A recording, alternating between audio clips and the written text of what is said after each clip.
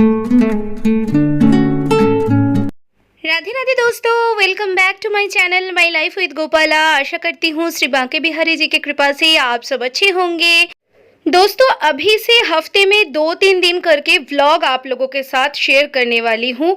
यहाँ पर मंदिर का पूर्ण दर्शन आप लोगों को पहले करा देती हूँ। श्याम सुंदर गुबलू बेटू का पहले ही दर्शन आप लोगों का हो गया है। ये मंदिर का बैकड्रॉप है मेरा, मतलब अभी तो पिछवाई जी इसके ऊपर से मुझे लगाना पड़ेगा। यहाँ पर लाडो रानी और लड्डू बाबू रेडी होकर बैठे हुए हैं। लड्डू बाबू का ये जो वागा जी हैं, ये मैंने हाथों से बनाया है। इसी फैब्रिक का मैचिंग ओढ़नी भी लड्डू बाबू के लिए बनाया है, पर लड्डू बाबू आज मेरे ही हाथों से बनाया हुआ सफ़ेद वाला ओढ़नी लिया है। आज मंदिर का पूरा दोस्तों ग्रॉसरी का सामान मंगवाया है, क्योंकि सामने ही फेस्टिवल्स आने वाले हैं और एक एक करके मंगवा के ना रखूं तो बाद में भूल जाऊंगी। इसीलिए मैदा, गोविंद भोग राइस थोड़ा सा मेरे पास था, फिर भी गोविंद भोग राइस, ये राइस ब्रान ऑयल और चीनी, लल्ला के सारे ड्राई फ्रूट्स धीरे धीरे करके ख़त्म हो रहे थे, इसलिए पिस्ता और आलमंड बादाम मंगवा लिया है। ये बड़ा घी का कैन मैंने मंगवा लिया है, और वो 2 घी हैं वो अभी के लिए भोग बनाने के लिए मैं यूज़ कर लूँगी। और इस बाल्टी में लल्ला का सारा ग्रॉसरी का सामान मैं रखती हूँ। और ये 3 कंटेनर्स आज मंगवाया है दोस्तों। ये बहुत ही अच्छे हैं, मतलब ग्रेन्स के लिए बहुत अच्छा मुझे लगा, क्योंकि एयर टाइट है। और 3 मुझे चाहिए होगा आटा मैदा के लिए। नॉर्मली ना दोस्तों, ब्लिंकिट में अभी पूजा वाला सामान बहुत अच्छा और बहुत टाइप का मिलता है। गंगाजल, फूल, लोभान, धूप, पूजा वस्त्र, पूजा चौकी, स्नान चौकी, माता की चुन्नी, ये सब कुछ बहुत वैरायटी भी है और जल्दी जल्दी आ तो जाता ही है। अभी दोस्तों ये सब छोटे मोटे सामान के लिए मार्केट में कौन घूमेंगे।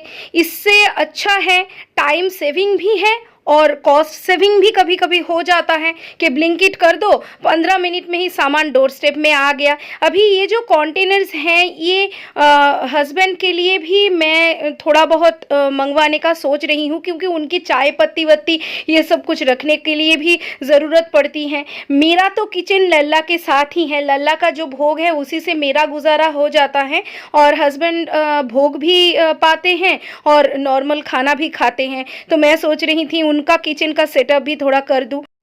अभी फेस्टिवल आते आते मुझे छोटे छोटे कंटेनर्स में मसाला भी अलग करके रखना पड़ेगा दोस्तों, क्योंकि यहाँ पे मैं विंटर तक एक किचन का फुल सेटअप करने वाली हूँ। अभी तो मैं नीचे बैठकर खाना बनाती हूँ, भोग बनाती हूँ लल्ला के लिए, और मेरा गैस ओवन जो है आप लोगों ने देखा ही है, नीचे रखा हुआ है फ्लोर पर। तो मेरा मन है कि एक टेबल कम स्टोरेज जैसा बनाऊँ, उसके ऊपर ओवन भी रह जाएगा और उसी के नीचे मैं पूरा जो ग्रॉसरी का सामान है वो स्टोर करूँगी, मसाला भी स्टोर करके रखूँगी। इससे ना मुझे भोग का रेसिपी दिखाने में भी आसानी होगी और मुझे खड़े खड़े भोग बनाने में भी आसानी होगी। और एक गिफ्ट मेरे लल्ला के लिए, लड्डू बाबू के लिए और सारे प्रभु के लिए मंगवाने वाली हूँ दोस्तों, एक स्टोरेज वार्डरोब जैसा, क्योंकि इतना सामान बढ़ गया है। अभी ज्वेलरीज तो है ही, बहुत सारे हैं लल्ला के पास, ऊपर से लल्ला के ड्रेसेस, लाडो रानी लड्डू बाबू के ड्रेसेस, बिहारी जी के ड्रेसेस, वृंदावनेश्वरी के ड्रेसेस, बनवाली जी के ड्रेसेस, मतलब मैं क्या करूँ। और फ्रैंकली स्पीकिंग दोस्तों, ये जो हमारा फ्लैट है इसमें इतना जगह ही नहीं है कि मैं एक बड़ा वाला वुडन वार्डरोब खरीद के सारे प्रभु के सब कुछ सामान वहाँ पे ऑर्गेनाइज करके रखूँ। तो मैं बच्चों के जो ऑर्गेनाइज़र बॉक्सेस मिलते हैं, जो किड्स वार्डरोब आता है मार्केट में, वही ख़रीदने का सोचा है। अभी देखती हूँ क्या करती हूँ। ये अगर फ्लैट, ये सोसाइटी अगर हम लोग छोड़ दें तो बड़ा जगह स्टैंड एलोन पे मिलने वाली है दोस्तों, बिल्डिंग्स बड़े हैं, पर ये जो पर्टिकुलर ये एरिया है, ये जो मोहल्ला है, ये हम लोग बदल नहीं पाएंगे, क्योंकि सोसाइटी के बाहर, गेट के बाहर जितने भी फरी बेबीज़ रहते हैं, चाहे कैट्स हों, डॉग्स हों, सब हम लोगों के पास खाना खाते हैं। हम डेली फीडर हैं और यहाँ तक पंछियाँ भी हमारे किचन की खिड़की में आती हैं और डेली करीब करीब 100 से 120 कबूतर खाना खाते हैं। तो इन बच्चों को छोड़ के मैं कैसे जा पाऊँगी? ये एरिया छोड़ना मेरे लिए मुमकिन ही नहीं है दोस्तों। जब तक कोलकाता में हूँ तब तक इस एरिया में ही मुझे रहना पड़ेगा। और एक सेकेंडरी रीज़न ये है कि मेरे डॉक्टर्स भी यहीं पर हैं, तो कभी भी मेरा तबीयत कुछ भी हो सकता है मुझे, तो उनका तो ज़रूरत मुझे पड़ने वाली ही है दोस्तों। बाकी यहाँ पर देखिए, मैं खजूर, पिस्ता और बादाम, ये ड्राई फ्रूट्स हमेशा तो मेरे पास स्टोर करके रखा होता है, आप लोगों को पता ही है। ये सब कुछ मेरा स्टोर करना हो गया। अभी एक मज़ेदार बात बताती हूँ आप लोगों को दोस्तों। आज मैं पहली बार ऑन कैमरा मक्खन बनाने का चेष्टा करूँगी।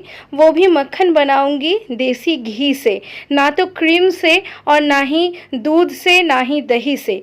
इसका एक कारण है दोस्तों, मुझे सपना आया लड्डू बाबू और मेरे श्याम सुंदर लल्ला के, मैया मोको माखन खानो है, मैया मोको माखन खानो है। अभी माखन तो रोज़ भोग चढ़ाती हूँ।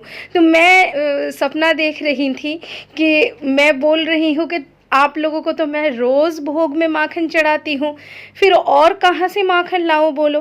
ये मैया खुद बनाया करो, मैया खुद बनाया करो, अपने हाथों से माखन निकाला करो।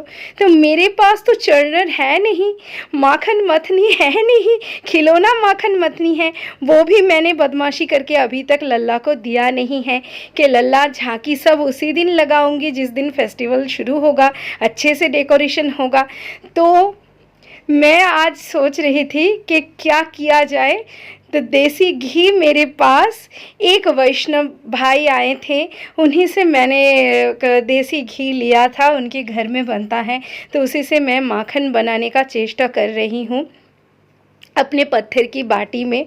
ये सपना मुझे बहुत ही मज़ेदार लगा क्योंकि लल्ला इतने प्यार से बोल रहे थे ना। एक्चुअली दिन भर उनके बारे में ही सोचती हूँ और लिटिल कृष्णा जैसे बोलते हैं, कृष्णा को फल चाहिए, कृष्णा को माखन चाहिए, लल्ला बिल्कुल ऐसे ही बोल रहे थे, मैया मोको माखन खानो है, मैया मोको माखन खानो है। तो मैं तो आज लड़ गई कि हाँ मुझे माखन बनाना ही है, क्यों नहीं बना पाऊंगी। और लल्ला बैठे बैठे यहाँ पर देख रहे थे कि मैया कैसे घिस घिस के हाथों से ही मथनी जैसे माखन बिलोना जैसे माखन प्रस्तुत कर रही हैं। और मैं उनसे प्रार्थना कर रही थी कि लल्ला कृपा करो कि मेरा ये प्रोसेस फेल ना हो जाए, मैं फेल ना हो जाऊँ इस एग्ज़ाम में, मुझे आपको माखन खिलाना है। तो जैसे तैसे माखन बस बन जाए मेरा। मेरी मम्मी हमेशा बोलती हैं कि तुम तो लल्ला के भोग लल्ला की आँखों के सामने बनाती हो, इसलिए तुम्हारा भोग कभी भी फेलियर नहीं होता है, जैसे तैसे ही हो तुम बना लेती हो। तो दोस्तों आप लोग भी ये प्रोसेस ट्राई कर सकते हो। 2-3 चम्मच देसी घी ले लीजिए और जमा हुआ नहीं, नॉर्मल टेम्परेचर का देसी घी ले लीजिए और उसके साथ बर्फ़ ऐड करके घिसते रहिए घिसते रहिए घिसते रहिए। 1 इटर्निटी लेटर जाके आप लोगों को माखन जैसा कुछ मिल तो जाएगा। और प्रसादम चढ़ाने से पहले उसके साथ बादाम, यहाँ पे काजू किशमिश ये सब ऐड करना मत भूलिएगा। और एक ख़ास चीज़ हम लोगों को ऐड करना ही है, मिश्री, माखन मिश्री का लल्ला अभी भोग ग्रहण करेंगे मैया के हाथों से। आज तो मैया माखन अपने हाथों से बनाकर खिलाई है, पता नहीं लल्ला मुझे रात्रि में सपने में आकर क्या रिव्यू देंगे, माखन कैसा बना है, मैं उसी का इंतज़ार कर रही हूँ। तो दोस्तों आज का व्लॉग यहीं पे ख़त्म कर रही हूँ। राधे राधे, श्री कुंज बिहारी, श्री हरिदास।